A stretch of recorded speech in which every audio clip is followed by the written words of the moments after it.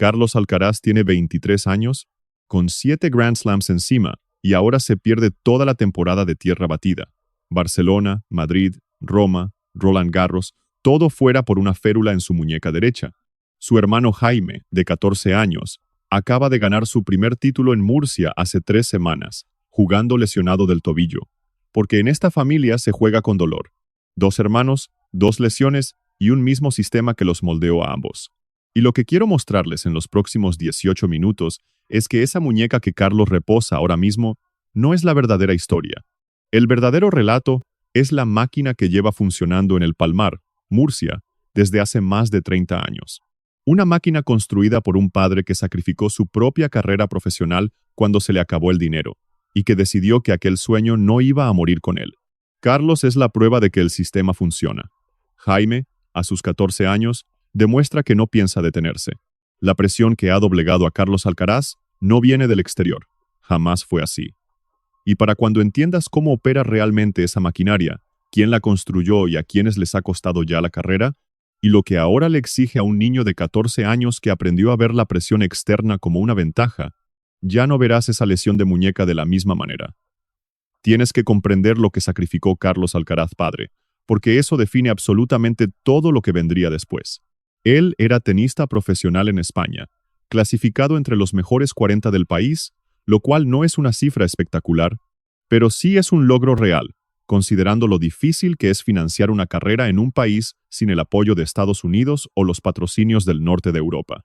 Pero entonces el dinero se acabó, y su trayectoria terminó antes de que pudiera descubrir su verdadero techo. Así que regresó a El Palmar y asumió como director de la Academia de Tenis del Real Sociedad Club de Campo de Murcia. Reconstruyó su vida en torno al deporte que lo retiró. Tuvo 4 hijos y el tenis ya corría por sus venas, antes de que pudieran sostener una raqueta con firmeza. Años después, Carlos declararía al New York Times: "Creo que en mi familia llevamos el deporte en la sangre. Todos jugamos desde que éramos muy pequeños". Lo dijo con la naturalidad de quien expresa una verdad absoluta, sin drama alguno, sin sospechar siquiera que aquello podría exigir un precio muy alto. Claro que jugábamos, no había otra opción. Carlos, el hijo, empezó con apenas 4 años en el club que dirigía su padre. A los 10 años ya competía fuera de España, debutando en el Campeonato Mundial Sub-10 en Croacia. A los 11 años, un agente de la agencia IMG, llamado Albert Molina, lo descubrió y contactó a sus padres. A los 15 estaba en la academia de Juan Carlos Ferrero en Villena. Con 19 era el número 1 más joven de la ATP. Y durante todo ese camino, su padre estuvo presente. En la tribuna, en los descansos, en la academia de El Palmar, decidiendo cada paso. Una fuente muy cercana a los años de éxito de Alcaraz habló con el medio especializado Clay cuando se anunció la ruptura con Ferrero el pasado diciembre. Hubo diferencias muy profundas entre Ferrero y el padre de Alcaraz sobre cómo gestionar la carrera del jugador. Esa frase apareció en un artículo, tuvo algo de eco y enseguida se ignoró para favorecer la versión más cómoda, que la ruptura se debió a cláusulas de contratos y negociaciones de sueldo. Pero esa simple frase abre la puerta al verdadero trasfondo, revelando que la influencia del padre en el rumbo de la carrera de su hijo había crecido tanto que se convirtió en un factor clave dentro de la relación profesional más importante de Carlos. El documental de Netflix, Carlos Alcaraz, a mi manera, estrenado en abril de 2025, mostró esa tensión sin llegar a nombrarla. Ahí vemos a Ferrero ante la cámara, hablando del jugador al que entrenó desde los 15 años y guió a 6 títulos de Grand Slam. Su concepto del trabajo y del sacrificio es muy diferente al nuestro. Es tan distinto que dudo si su forma de actuar le servirá para ser el mejor del mundo. Esas no son palabras de un desacuerdo técnico. Es el tono de un hombre que ve a alguien querido tomar un rumbo que él no puede seguir, cuidando sus palabras porque hay cámaras encendidas y el vínculo aún respira. 7 meses después, en diciembre de 2025, todo terminó. Ferrero recibió una oferta de renovación un sábado por la mañana, con un ultimátum para firmar o rechazar en 48 horas. Y la rechazó. Semanas después, el analista Fernando Verdasco, que siguió el caso de cerca, declaró: "El problema entre tenista y entrenador es de compromiso. ¿Hasta dónde te vas a comprometer?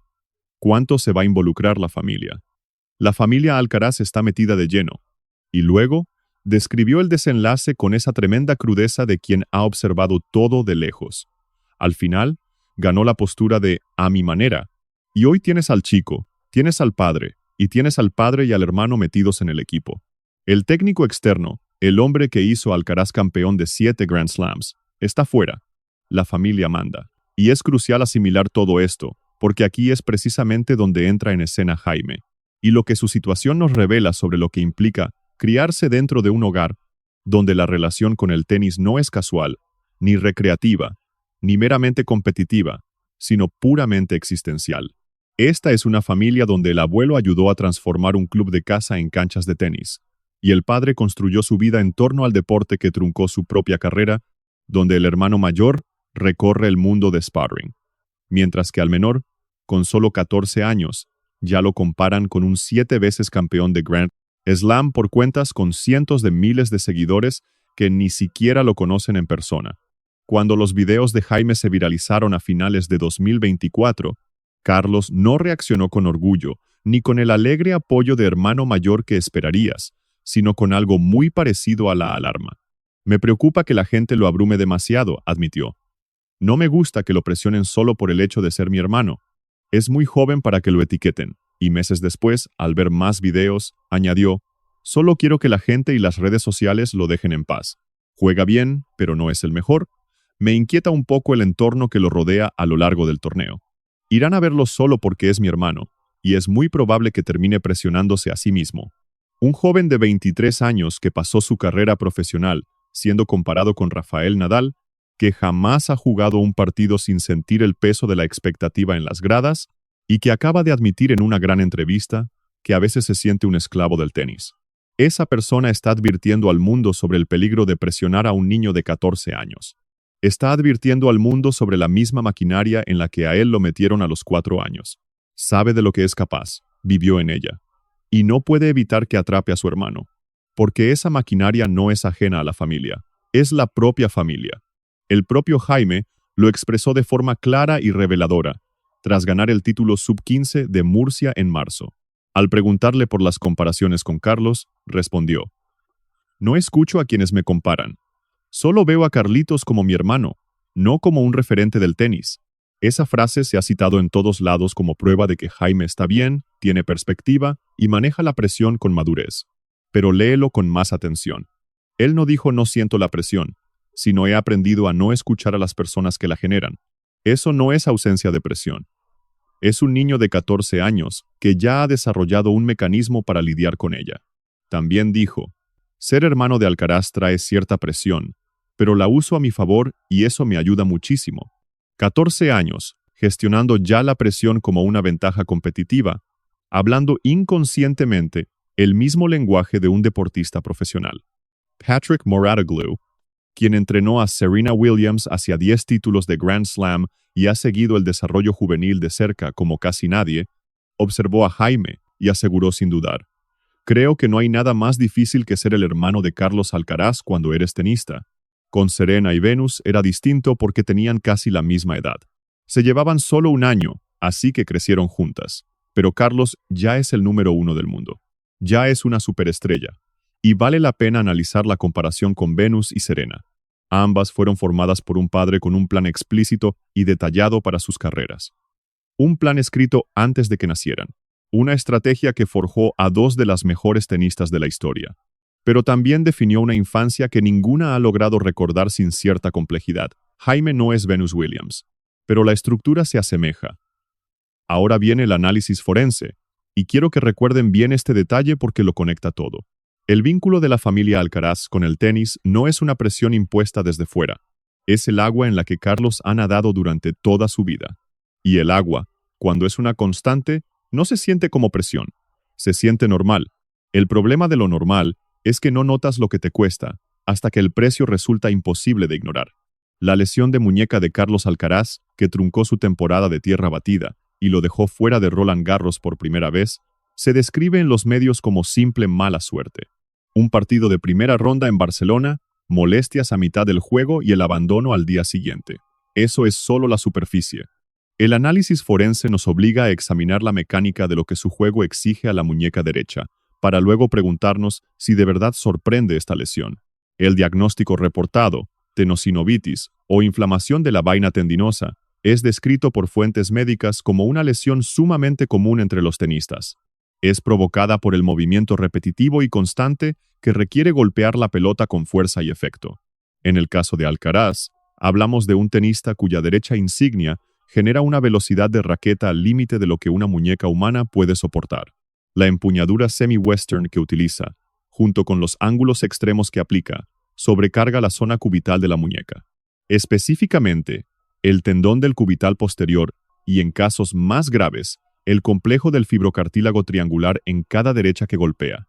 Un estudio de la revista Sports Medicine Journal revela que las lesiones de muñeca representan hoy una proporción mayor en el tenis que antes. Todo por culpa de la mecánica de topspin extremo con la que juega la generación actual. Alcaraz no solo juega con esa mecánica, la ejecuta a máxima intensidad en cada bola, desde cualquier rincón, en partidos que suelen llegar a los 5 sets. Un análisis del medio de periodismo de tenis, The Catcher on the Line, lo dejó bastante claro. La muñeca derecha de Alcaraz no controla un simple detalle técnico. Domina la esencia de su tenis, el latigazo de su derecha, el resto agresivo, el cambio brusco de dirección y el poder de transformar una defensa en ataque. La muñeca no es un adorno. En la cadena cinética que genera la derecha de Alcaraz, piernas empujando el suelo, caderas rotando para subir la fuerza, el tronco girando, hombro y codo guiando el brazo. La muñeca es el eslabón final, el punto exacto, donde toda esa energía se transforma en efecto y velocidad. Pídele a ese eslabón repetir ese milagro cientos de veces por partido en un calendario que el propio Carlos define como implacable, sin los descansos necesarios para recuperar la vaina del tendón. Y esta lesión no es mala suerte. Aquí es donde el entorno familiar se vuelve tan crucial. El debate sobre el calendario, el descanso y el límite de lo aceptable. Estas son justo las preguntas que Ferrero se hacía desde dentro del equipo técnico, igual que Luosley. Ferrero quería que Carlos entendiera que desconectar del tenis, esa desconexión total y real, exige algo más que pasar un par de días de fiesta en Ibiza. Lo dijo ante las cámaras en el documental: si vas a Ibiza 6 días y sales cada noche, al 7º día habrás hecho de todo menos descansar. La respuesta de Carlos, también grabada, no fue tratar la recuperación como un método de entrenamiento, sino como un derecho humano. Hubo momentos en los que no paré para tomarme un respiro, y eso me llevó a jugar mal, a lesionarme, o entonces hizo una pausa y dijo: dejémoslo en que la cosa no acabó bien. Esa pausa resume la historia de esta lesión. Y aquí entra en juego el espejo de la historia, uno en el que casi nadie se fija. Buscar comparaciones entre Carlos Alcaraz y Rafael Nadal es caer en el paralelismo más obvio: otro prodigio español, otro especialista en tierra batida, otro tenista que castigó su físico al límite durante una larga carrera. De hecho, hay similitudes reales en el patrón de sus lesiones, en especial esa muñeca izquierda que apartó a Nadal de Roland Garros en 2016. Pero el ejemplo más revelador es uno del que nadie está hablando, porque se remonta algo más atrás en el tenis y nos obliga a analizar tanto el entorno familiar como el físico. Pensemos en Andre Agassi, no el de la publicidad de Nike ni el del Salón de la Fama, sino en sus inicios, el niño colocado ante una máquina lanzapelotas por un padre obsesionado con crear un campeón, sacrificando toda su infancia para lograrlo. Mike Agassi colgó en el garaje una máquina a la que llamaba el Dragón y la programó para ametrallar a su hijo a pelotazos durante horas. Mandó a Andre a la academia de Nick Bollettieri con 13 años. Jamás le preguntó si quería todo aquello. Decidió que el tenis sería el vehículo, su hijo el conductor, y simplemente orquestó todo bajo esa obsesión que bien engendra un campeón o una tragedia. En el caso de Agassi, dio forma a ambas cosas.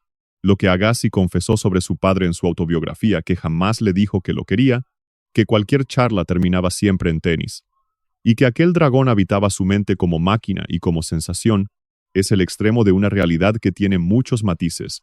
Y ojo, no estoy comparando a Carlos Alcaraz padre con Mike Agassi. El cariño y la calidez en la familia Alcaraz son evidentes y muy reales. Carlos habla siempre de su padre con un amor inmenso. Como en el Abierto de Australia de 2026, tras ganar el título que completó su Grand Slam, cuando dijo: tener aquí a mi hermano y a mi padre vivir esto juntos. Ese era su sueño cuando jugaba al tenis. Eso es real. Ese amor es real. Pero amor y presión no son opuestos. Pueden ocupar exactamente el mismo espacio.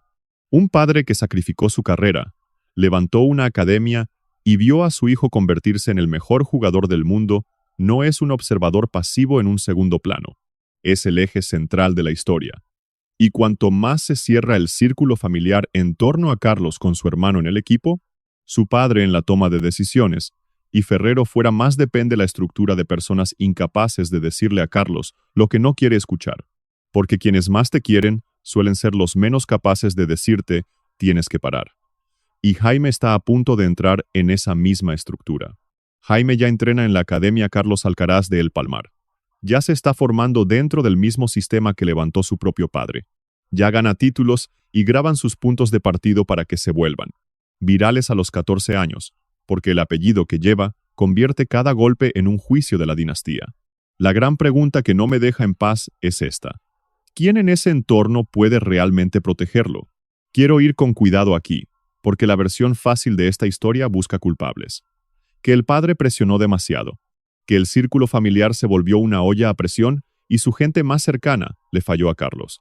Esa versión es simple y cómoda, pero no creo que sea real, porque la situación es más compleja y humana que eso.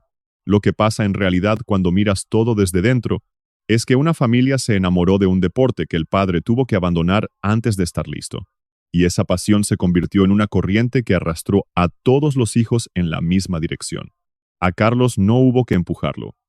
Según sus propias palabras, él siempre quiso esto con todas sus fuerzas. Lo soñaba. La academia, la raqueta a los 4 años, madrugar. Nada de eso fue impuesto a un niño desganado. Todo aquello era la expresión natural de una cultura familiar. Y justo por eso esta tensión es tan difícil de resolver. Porque no puedes ver a Carlos Alcaraz, con sus 7 Grand Slams, siendo el más joven en lograrlo en la historia, jugando al tenis como si fuera arte y deporte a la vez, y luego decir que el sistema le ha fallado. El sistema creó algo extraordinario, pero el precio de ese sistema es lo que estamos viendo justo ahora. Y ese precio es su muñeca vendada en una sala de fisioterapia en Barcelona. El precio es la entrevista de Vanity Fair de este mes, donde Carlos confiesa: sé que vivo una vida de ensueño, la que siempre quise, pero a veces me gustaría tener más tiempo libre para hacer cosas normales de un joven de 23 años. No lo llamaría vértigo, pero tampoco quiero acabar con una vida tan monótona que me convierta en un esclavo del tenis. Lo dijo con suavidad, con esa risa típica de sus entrevistas cuando el tema se pone algo incómodo. Pero la palabra que usó fue esclavo. No trabajador ni profesional, esclavo. Y quien eligió esa palabra creció en El Palmar, en la misma familia y bajo la misma cultura que hoy moldea a su hermano de 14 años. Aquí no hay villanos. Solo hay una familia que ama el tenis y se quiere, frente a un juego que no ama a nadie. Y en esa brecha intermedia es donde las carreras se rompen. Siendo honestos, lo que pasará después es obvio. Carlos Alcaraz volverá y ganará más Grand Slams.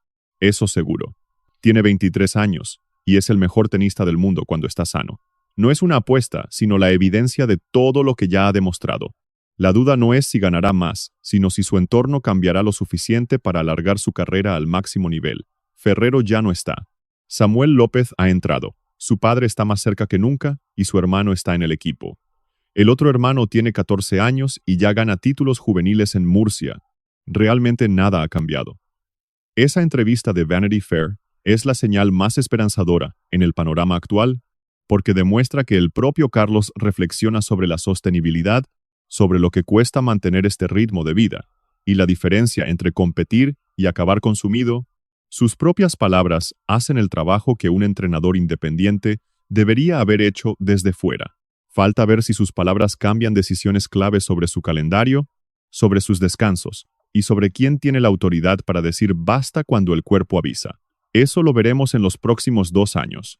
Y Jaime, a sus 14 años, ya sabe usar la presión a su favor, esquiva comparaciones con soltura y juega lesionado del tobillo para ganar finales, porque al parecer eso es lo que hacen los hombres Alcaraz. Como dijo en marzo el periodista Antonio Fernández, él es un calco exacto de su hermano mayor. El mismo estilo, idénticos instintos, el mismo apellido y ahora la misma academia, el mismo padre, la misma maquinaria. Si Jaime llega al circuito profesional y todo apunta a que tiene el talento necesario, llegará ya moldeado por el mismo molde que forjó a Carlos. El talento y el sacrificio vienen juntos. La pregunta que nadie en la familia Alcaraz ha respondido aún es si ese sacrificio es negociable o si es simplemente el precio de nacer en esa casa de El Palmar, con raquetas en el garaje y un padre que no pudo terminar lo que empezó. Esa es la incógnita que sigo de cerca. Y sospecho que en algún rincón de Murcia, en ese hogar donde el tenista más famoso del mundo creció junto a 3 hermanos que juegan al deporte elegido por su padre, esa misma pregunta ronda en el aire sin decirse en voz alta. ¿Qué le dice la muñeca vendada de Carlos en la gala del deportista del año a su hermano de 14 años sobre el futuro que le espera? Sinceramente, no lo sé.